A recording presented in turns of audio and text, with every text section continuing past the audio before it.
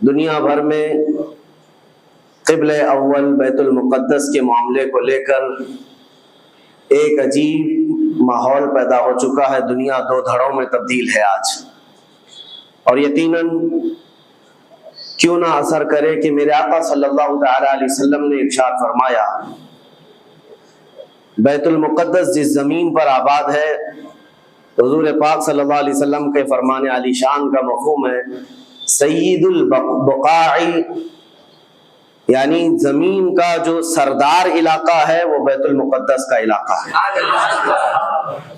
مسجد اقصی جہاں پر آباد ہے اس کو سید البقاع کہا گیا ہے، اور یہ بھی روایت میں ملتا ہے سید الصخرہ، گنبدوں میں اگر کوئی سردار گنبد ہے تو وہ بیت المقدس کے لیے کہا گیا ہے. اور قرآن نے یہ فرمایا الذی بارکنا حولہ، مسجد اقصی کے متعلق فرماتا ہے رب تعالیٰ کہ وہ مسجد اقصی جس کے ارد گرد ہم نے برکتیں رکھی، لنریہ من آیاتنا، تاکہ ہم اپنی نشانیاں انہیں دکھائیں. تو یہ اللہ تبارک و تعالیٰ کی اس مقدس سرزمین جس کو ارض مقدس کہا گیا ہے، نام ہی میں مقدس موجود ہے. اور یہ آج سے نہیں بلکہ روایت میں ہے خانہ کعبہ کی تعمیر کے فوراً بعد حضرت ابراہیم علیہ السلام نے بیت المقدس کی تعمیر فرمائی، اور ہزاروں انبیاء اکرام علیہ السلام کا وہ قبلہ رہا اور وہ ان کی مرکز عبادت بھی رہا. اور ایک نہیں تقریباً 30,000 کے قریب انبیاء اکرام علیہ السلام مسجد اقصی کے ارد گرد دفن ہیں، آرام فرمائیں. جہاں اللہ کا ایک ولی دفن ہوتا ہے وہ برکت کی جگہ ہے، اور جہاں 30,000 نبی دفن ہوں، اور وہ بھی اولو العزم پیغمبر حضرت ابراہیم علیہ السلام، حضرت اسحاق علیہ السلام، حضرت یعقوب علیہ السلام، حضرت موسیٰ علیہ السلام، حضرت زکریا علیہ السلام، یہ سب وہ انبیاء اکرام علیہ السلام ہیں جو رسولان اعظام بھی ہیں، شریعت والے ہیں. یہ سب بیت المقدس کے ارد گرد ہیں. یہاں پر کچھ بھی اثر ہونا پوری دنیا پر بھی اس کا اثر پڑتا ہے. اور آج ہم دیکھ رہے ہیں جو حالات پوری دنیا میں پیدا ہوئے ہیں، اور چاہے وہ یورپ ہو کہ امریکہ ہو، افریقہ ہو کہ رشیا ہو، عرب ممالک ہوں کہ ہند ہو، ان سب کو کچھ نہ کچھ کہنے کی آج ضرورت پیش آ رہی ہے. کیوں؟ اس لیے کہ وہ ایسا سینٹر ہے، ایسا تقدس ہے وہاں پر جس میں پوری دنیا انوالو ہو ہی جاتی ہے. اور برسوں سے لے کر وہ جنگ کا میدان رہا، اور حضور پاک صلی اللہ تعالیٰ علیہ وسلم نے بیت المقدس کے لیے کیا فرمایا؟ صحابہ نے جب اس زمین کے بارے میں پوچھا تو میرے آقا نے فرمایا وہ حشر و نشر کی جگہ ہے. حشر و نشر کی جگہ ہے، یعنی قیامت کے قریب سارے لوگوں کو ادھر ہی ہانک دیا جائے گا اور قیامت وہیں آنی ہے. حشر و نشر کی جگہ ہے. حضور پاک صلی اللہ تعالیٰ علیہ وسلم نے فرمایا، اور فرماتے ہیں میرے آقا ہو سکے تو تم جا کر اس میں نماز پڑھ لو، اس لیے کہ اس کی ایک نماز دوسری مسجدوں کی 1000 نمازوں سے افضل ہے. یہ مسجد اقصی کے متعلق میرے آقا صلی اللہ علیہ وسلم کا فرمان عالی شان ہے. پھر صحابہ اکرام نے پوچھا کہ اگر کوئی جا نہ سکے میرے آقا بیت المقدس اور نماز پڑھنے کی اس کو استطاعت نہ ہو وہاں جا کر، تو کیا کرے؟ حضور اکرم صلی اللہ علیہ وسلم نے فرمایا کم از کم تیل کا ہدیہ تو بھیج دے تاکہ وہاں چراغ جلانے کے کام آئے. یہ حدیث پاک میں ابن ماجہ کی حدیث ہے. نبی کریم صلی اللہ تعالیٰ علیہ وسلم کے اس فرمان علی شان کے مطابق میں آج آپ تمامی حضرات سے یہ گفتگو کرنا چاہوں گا کہ میرے عزیزوں، یہ صرف فلسطین اور اسرائیل کا مسئلہ نہیں ہے، یہ اسلام اور کفر کا مسئلہ ہے. اور پوری دنیا کے لیے، پوری دنیا کے لیے اگر وہ حقیقت کی نگاہیں رکھتی ہیں، چاہے وہ کسی بھی قوم سے وابستہ ہو، چاہے وہ کوئی بھی دین اور دھرم سے تعلق رکھتے ہو، میں ان سے کہتا ہوں اگر اینک تمہارے اوپر جھوٹ کی نہیں پڑی ہے تو آنکھیں کھول کر دیکھ لو ظلم اور بربریت کس جگہ ہے اور حق کے لیے لڑنے والے کون ہیں.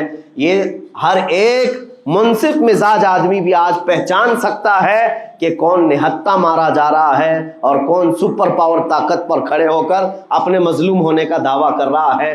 ہر دنیا کا انصاف پسند آدمی آج بول سکتا ہے، لیکن یہ دور بھی امتحان کا ہے. جتنے کیڑے مکوڑے دل میں بغض و عداوت رکھتے ہیں اسلام کے، وہ ظالموں کے ساتھ کھڑے ہوئے نظر آتے ہیں. آج ظالموں کے ساتھ کھڑے ہوئے نظر آتے ہیں. نبی کریم صلی اللہ تعالیٰ علیہ وسلم نے فرمایا مسلمانوں آپ اپنی اوپینین، اپنی رائے کیا رکھتے ہیں یہ بہت امپورٹنٹ ہے. دنیا کیا کہتی ہے اس سے مجھے غرض نہیں، تمہارا تعلق تمہارے نبی پاک کے فرامین سے ہے. خبردار خبردار، تم کبھی ان ظالموں کی حمایت میں نہ آنا، ورنہ قرآن کہتا ہے وَلَا تَرْكَنُوا، اللہ تعالیٰ فرماتا ہے اس طرف تم توجہ بھی مت کرنا، جھکاؤ بھی مت رکھنا جس طرف ظالم گئے، جس طرف ظالم گئے ہیں اس طرف جھکاؤ بھی مت رکھنا. اور آج کہیں ایسا نہ ہو کہ دنیا تمہارے پاس بہت آ گئی، چکا چوند دنیا دیکھ کر، جیسے امارات والے ہوئے، متحدہ عرب امارات، دبئی جیسے آج انٹرنیشنل سٹی ان کے پاس مل گئی ہے، پوری دنیا وہاں پر تجارت کرنے لگ گئی. بحرین جیسے کنٹریز، ان کے پاس دنیا کی فراوانی آ گئی، تو آج وہ یہ سمجھنے لگ گئے کہ ہم کو مظلوم اور غریب فلسطینیوں کی مدد میں بات نہیں کرنی چاہیے، جو سپر پاور طاقت ہے اس کے ساتھ کھڑا ہونا چاہیے، کیونکہ ہماری ٹریڈنگ کا مسئلہ ہے، ہماری تجارت کا مسئلہ ہے. وہ یہ بھول گئے کہ ان کا اسلام کہاں ہے، ان کے آباء و اجداد کی روایت کہاں ہے. لیکن میں آپ سے کہتا ہوں ان کے نقشے پر چل کر کبھی اپنی رائے کو بدل نہ دینا. بعض مسلمانوں میں یہ گفتگو پھیلی ہوئی ہے کہ کیا ہم ہی مسلمان ہیں ہندوستان کے، کیا ہم ہی لوگ ہیں جو اپنی رائے بنائیں، وہ بڑے بڑے لوگ ہیں، عرب لوگ ہیں اور بڑے بڑے مشائخ ہیں وہاں پر، ان لوگوں نے رائے الگ بنائی ہے. وہ دنیا کے اور پیسوں کے پجاری بن گئے ہیں، ان کے ہاں نفس غالب آ چکا ہے اور شیطان کا ان کے اوپر غلبہ ہے، وہ حق نہیں دیکھ رہے ہیں. میرے عزیزوں، کہیں تم اپنی رائے اس طرح بنا لیے تو حدیث کو جھٹلانے والے ہوں گے. اللہ کے حبیب صلی اللہ علیہ وسلم کی حدیث سناتا ہوں. حضور پاک صلی اللہ علیہ وسلم فرماتے ہیں لا تزال عصابۃ من امتی یقاتلون علی ابواب دمشق وما حولها وعلى ابواب بیت المقدس ظاہرین علی الحق. حضور پاک صلی اللہ علیہ وسلم فرماتے ہیں لا يضرهم خذلان من خذلهم ظاہرین علی الحق الى ان تقوم الساعة. میرے آقا فرماتے ہیں قیامت تک میری امت میں ایک جماعت ایسی ہوگی جو دمشق کے دروازوں پر اور بیت المقدس کے دروازوں کے اطراف میں حق کے لیے کھڑی رہے گی قیامت آنے تک. اور حضور پاک نے یہ بھی فرمایا، میرے آقا مخبر صادق صلی اللہ علیہ وسلم کے فرمان آج ہم اپنی آنکھوں سے دیکھ رہے ہیں. حضور فرماتے لا یضرهم خذلان من خذلهم. میرے آقا فرماتے ہیں دنیا کے بڑے بڑے دھوکہ دینے والوں کا دھوکہ انہیں کچھ اثر نہیں کرے گا، انہیں کوئی نقصان نہیں پہنچائے گا. آج بڑے بڑے پیٹروٹ میزائل داغ کر کے اگر وہاں کے علاقوں کو ختم کرنے کا دعویٰ کر رہے ہیں تو مجھے میرے نبی کے فرمان پر یقین ہے یہ کبھی نہیں ہو سکے گا، کبھی نہیں ہو سکے گا. کچھ عمارتوں کے گر جانے اور کچھ بچوں کے اور کچھ لوگوں کے قتل ہو جانے کا نام یہ جیت اور فتح نہیں ہے. میرے عزیزو، آج ہم ان ظالموں کو دیکھ رہے ہیں جن کا دعویٰ تھا کہ دنیا میں ان سے بہتر ڈیفنس طاقت کسی کے پاس نہیں، ان سے بہتر بنکر کسی کے پاس نہیں، ان سے بہتر سائرن بجانے کی طاقت کسی کے پاس نہیں. پوری دنیا کو زہریلے ہتھیار بیچنے والی طاقتیں. آج ہم نے یہ بھی دیکھا ہے کہ صرف محض ایک چھوٹی سی جماعت سے ان کے ہاتھ پیر ڈھیلے نظر آتے ہیں اور ان کے جسموں میں کپ کپی نظر آتی ہے. پوری طاقت تمہاری ایک جگہ. میں ابھی چند دنوں قبل عمرہ میں تھا جب یہ پڑھ رہا تھا کہ ایک چھوٹی سی جماعت جس کو پوری انٹرنیشنل دنیا مل کر کے آتنکواد گھوشت کرتی ہے، امریکہ ہو، یو کے ہو اور دوسری بہت ساری طاقتیں، وہاں پر فلسطینیوں کی حمایت میں لڑنے والے ان مجاہدین کو یہ آتنکواد کہتے ہیں، ٹیررسٹ کہتے ہیں، جو اپنے چھوٹے سے علاقے کو بچانے کے لیے اپنی جانیں دے رہے ہیں. وہ آتنکواد ہیں، وہ ٹیررسٹ ہیں. ان کے پاس کھانے پینے کی چیزیں نہیں رہ گئی، ان کی کرنٹ سپلائی بند کر دی گئی، ان کا پانی بند کر دیا گیا، پھر بھی وہ آتنکواد ہیں. میرے عزیزو، یہ دنیا کا دغلا معیار دیکھو آپ. رشیا پورے یوکرین کو تباہ کرتا رہا، پورا راکھ میں بدل دیا. ان ظالم کتوں کی زبان پر کبھی نہیں آیا کہ رشیا آتنکواد ہے یا رشیا ٹیررسٹ ہے. یہ میڈیا میں بھونکتے رہے رشیا اور یوکرین کی وار چل رہی ہے، زمین کا مسئلہ ہے. ارے ہزاروں لوگوں کو رشیا راکھ میں بدل کر رکھ چکا ہے. کیوں نہیں بولتے اس کے متعلق؟ کیوں نہیں کہتے کہ وہ آتنکواد ہے؟ اس لیے کہ یہ ظالم دجالی میڈیا جتنے ہیں انہیں پتا ہے ان کے باپ داداؤں سے بڑی बड़ी ताकत उसके पास मौजूद है। ताकतों की पूजा करना और बड़ी बड़ी ताकतों को सलाम करना ये इनकी फितरत में दाखिल है। और हम अल्हम्दुलिल्लाह मुसलमान हर वक्त ये फैसला रखते हैं कि जो गरीब है, जो मजलूम है, वो चाहे एक सिक्का भी ना रखता हो, हम उसकी हिमायत में हमेशा खड़े रहते हैं। ये इस्लाम की खासियत है। हम ताकत और कुव्वत और तख्त को देखकर किसी की हिमायत में नहीं खड़े होते, बल्कि हक और बातिल को देखकर अगर मजलूम छोटी सी जगह पर भी है तो हम उसके साथ खड़े हैं। इस्लाम में हो या ना हो, अगर वो मजलूम है तो उसकी आवाज़ हम उठाते हैं। अज़ीज़ान गिरामी वक़ार, जिसको अपनी ताकतों पर खूब भरोसा था, मैं एक बात अर्ज करता हूँ, मुसलमानों आज जागने की ज़रूरत है, बेदारी की ज़रूरत है। तुम्हारे दिमागों पर ये पट्टी डाली गई है और ये बिठाया गया है, उनके पास बहुत बड़ी बड़ी ताकतें, तुम्हारे इधर उधर करने से कुछ नहीं होता, तुम्हारी आवाज़ उठाने से कुछ नहीं होता।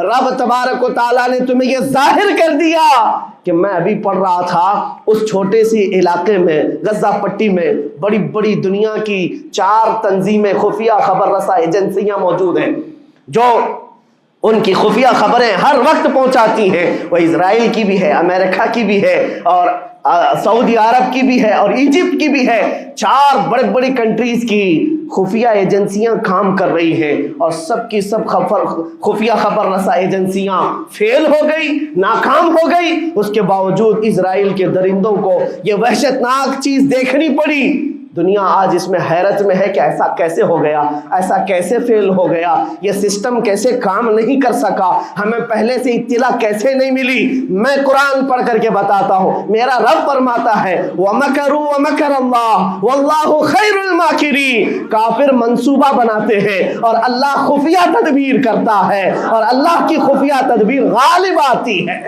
अल्लाह करीम जब खुफिया तदबीर फरमाता है, सारे सिस्टम फेल हो जाते हैं, दुनिया की ताकतें हेच हो जाती हैं। आप कभी ये मत समझना कि दुनिया के पास बहुत बड़ी ताकतें हैं। नहीं मुसलमानों, ईमान इसका नाम नहीं है। इकबाल ने बहुत पहले कहा था, अल्लाह को पामर्दी मोमिन पे भरोसा, इब्लीस को यूरोप की मशीनों का सहारा। उनके पास यूरोप की मशीनों का सहारा है, लेकिन मुसलमान को अपने रब की ताकत पर भरोसा है। मेरा रब गालिब हिकमत वाला है और वो कुदरत वाला है। जिस वक्त रब ताला चाहे, क्या आपने तारीख नहीं पढ़ी, वो अगर अपने नबी की हिफाजत करना चाहे तो मकड़ी के जाल से हिफाजत करता है। वो मौला कल भी था, आज भी है और हमेशा रहेगा।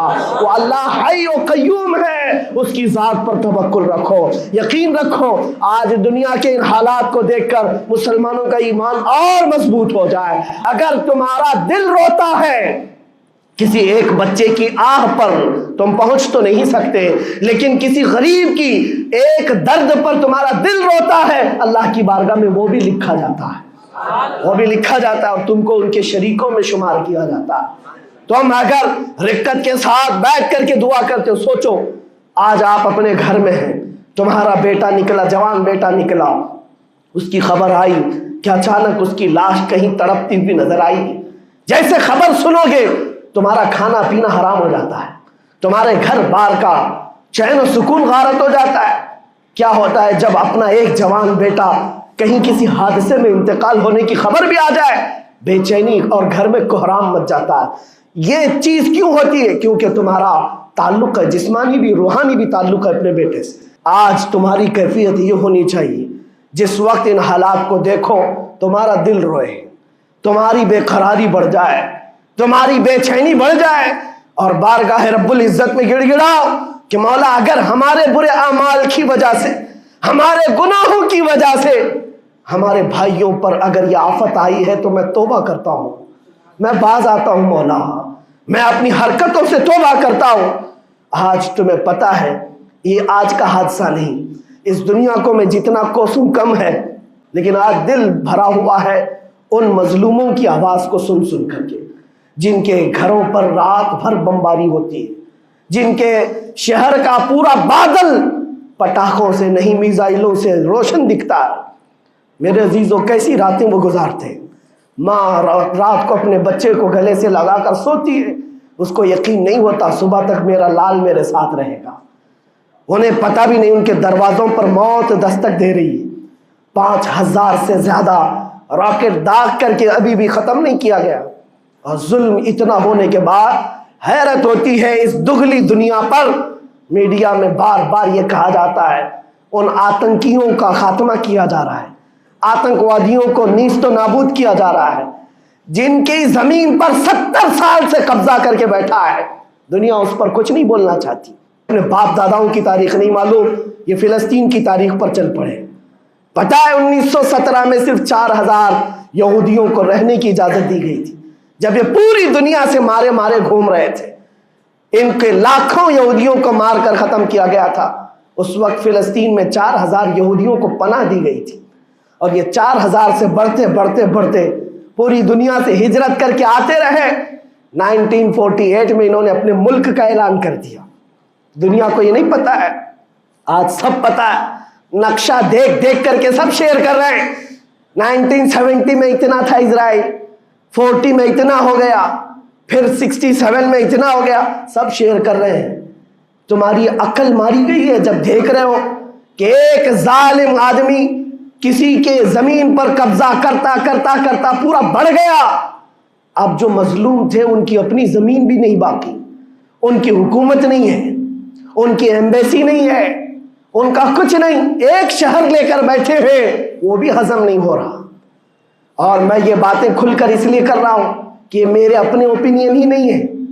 پوری دنیا کے اقوام متحدہ UN نے کہا ہے اسرائیل کو 1967 میں جو تمہارا اسرائیل تھا وہاں واپس چلے جاؤ. لیکن یہ دادا گیری ایسی ہے کہ وہ کسی کی نہیں مانتا, نہ UN کی. یہ سب چیزیں دنیا کو معلوم ہے, پھر بھی دنیا یہ کہتی ہے اسرائیل اپنے ڈیفنس میں کام کر رہا ہے, اپنے ڈیفنس میں کام کر رہا ہے. ایک کتے کی موت ہوتی ہے تو پوری دنیا بل بلاتی ہے, اور یہاں روزانہ ہزاروں فلسطینیوں کو قتل کر دیتے ہو. تم قتل بھی کرتے ہو تو چرچا نہیں ہوتا, ہم آہ بھی کرتے ہیں تو ہو جاتے ہیں بدنام. یہ حالات آج پیدا کیے گئے. میں آپ حضرات کو یہ بات کہنا چاہوں گا, یہ ایمان کے مضبوط کرنے کا وقت آ چکا ہے. میرے آقا کے فرمان پر یقین کرو, اللہ کی مدد آتی ہے اور آ کر رہے گی انشاءاللہ. اور یہ حالات آپ دیکھ رہے ہیں. میں ایک بات اور بتا کر اپنی گفتگو کو سمیٹتا ہوں. کثرت سے ان کے لیے دعائیں کرو, کثرت سے دعائیں کرو, اور اپنی غلط عادتوں سے باز آ کر اللہ کی بارگاہ میں مانگو. ظاہر سی بات ہے, حرام کھاتے ہو اور کسی کے لیے دعا کرتے ہو, کہاں دعائیں جائیں گی؟ اب جو بات رہ جاتی ہے یہ کچھ دنوں کے لیے ہے. وہ بھی امتحان دے رہے, ہم بھی امتحان دے رہے. یہ امتحان کی گھڑی گزرنے والی ہے, اور قیامت کے قریب میرے آقا کا فرمان حق ہو کر صاف ظاہر ہوگا, صاف ظاہر ہوگا, پوری دنیا دیکھے گی. بعض روایات میں ہے کہ حضرت سلیمان علیہ السلام کی روایتیں بھی بیان کی گئی کہ آپ نے فرمایا کہ یہودیوں کی ایک ریاست قائم ہوگی, اور صرف 50 سال کے بعد ان کی ریاست کے قائم ہو کر 50 سال کے بعد قیامت کی بڑی نشانیاں سامنے آ جائیں گی. اب وہ حالات آ گئے, چند سالوں کی بات ہے. جتنا خون بہایا تھا وہ خون ختم ہوگا, اور خون شہیدہ سے صبح بہارا آئے گی, اور ایک دن پوری دنیا دیکھے گی جب بیت المقدس پر اللہ اکبر کی صدائیں گونج رہی ہوں گی, اور امام مہدی کا ظہور ہوگا. امام مہدی آئیں گے اور پوری دنیا میں صرف اور صرف اسلامی پرچم لہرائے گا انشاءاللہ العزیز. میرے آقا صلی اللہ علیہ وسلم فرماتے قیامت کے قریب تم دیکھو گے ہر چیز یہودیوں کے خلاف ہوگی, حتیٰ کہ پتھر بھی تمہیں کہیں گے یہودی یہاں چھپا ہوا ہے, پتھر بھی کہیں گے. اور حضور نے فرمایا تو یہ ہو کر رہے گا, ہو کر رہے گا. اس لیے ان کی طاقتوں پر نہ جاؤ, ان کی قوتوں پر نہ جاؤ. آج جب ایک چھوٹی سی جماعت نے تمہارے ڈیفنس سسٹم کو للکار کر رکھ دیا ہے, وہ وقت بھی آئے گا جب خدائے جلال و جبروت والے مالک خدا کو, اللہ کریم کو جب یہ دکھانا ہوگا کہ اللہ تعالیٰ ایمان والوں کی کیسی مدد کرتا ہے, تو وہ دن بھی دیکھو گے جب کیڑے مکوڑے اور حشرات کی طرح ظالم حکومتیں فنا ہو جائیں گی. انشاءاللہ وہ وقت آئے گا. آپ کو پتہ ہے یہاں ہمارے ہندوستان میں بھی بہت سارے آج نکلے ہوئے سوشل میڈیا پر جنگ کر رہے ہیں. اور ان کو لگتا ہے اسرائیل کے ساتھ کھڑے. آپ کو پتہ ہے اسرائیل ایک ایسی یہودی ریاست ہے جو پوری دنیا کے کسی بھی دھرم کو نہیں مانتے. مسلمانوں کے بھی ویسی دشمن، ہندوؤں کے بھی دشمن، عیسائیوں کے بھی دشمن. ان کو پتہ ہی نہیں ہے، ان کو لگتا ہے وہ ہمارا ساتھی ہے، مسلمانوں کو مار رہا ہے تو ہمارا ساتھی ہے، جبکہ وہ صاف انکار کرتے ہیں کہ بتوں کی پوجا کرنے والوں سے ہمارا کوئی رشتہ ہی نہیں. وہ یہودی ہیں. وہ پوری دنیا میں اپنے آپ کے متعلق یہ عقیدہ رکھتے ہیں کہ اللہ نے ہم کو ایک خاص مٹی سے بنایا اور سارے انسانوں کو کچرے سے بنایا، ساری دنیا کو کچرے سے اور جانوروں کے فضلے سے بنایا اور ان کو ایک خاص جنت کی مٹی سے بنایا. اور قرآن میں یہ ذکر موجود ہے. اللہ فرماتا ہے وقالت الیہود نحن ابناء اللہ واحباؤہ. اے محبوب، یہ یہودی کہتے ہیں ہم اللہ کے بیٹے ہیں اور اللہ کے محبوب ہیں. رب فرماتا ہے اے محبوب ان سے کہہ دے اگر تم اللہ کے بیٹے اور اللہ کے محبوب ہو تو مرنے کی تمنا کرو کیونکہ اللہ سے مل جائے. لیکن اللہ فرماتا ہے وَلَن يَتَمَنَّوْهُ أَبَدًا، وہ موت کی ہرگز تمنا نہیں کرتے. یہودیوں کے ہاں جینے کی ہوس بہت ہے اور قرآن کہتا ہے لَوْ يُعَمَّرُ أَلْفَ سَنَةٍ، اگر ان کو 1000 سال کی زندگی بھی دی جائے تب بھی وہ مرنا نہیں چاہتے. یہودی مرنا نہیں چاہتے. یہی تو بات ہے میرے عزیزوں، دنیا میں اور ہم میں فرق یہ ہے وہ کہتے تو ہیں ہم اللہ کے بیٹے اللہ کے محبوب لیکن مرنا نہیں چاہتے.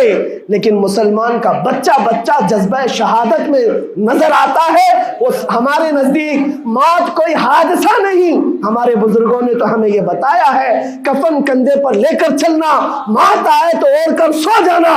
یہ نہ سوچنا کہ حادثہ ہوا ہے بلکہ یہ سوچنا ادھر آنکھیں بند ہوئی ادھر زیارت مصطفیٰ ہو گئی، ادھر میرے رب سے ملاقات ہو گئی. مولا کریم کی بارگاہ میں دعا ہے جب تک زندہ رہے عزت اور ایمان کے ساتھ زندہ رکھے. مولا غریب فلسطینیوں پر تو رحم فرما، مظلوم فلسطینیوں کو آزاد فرما.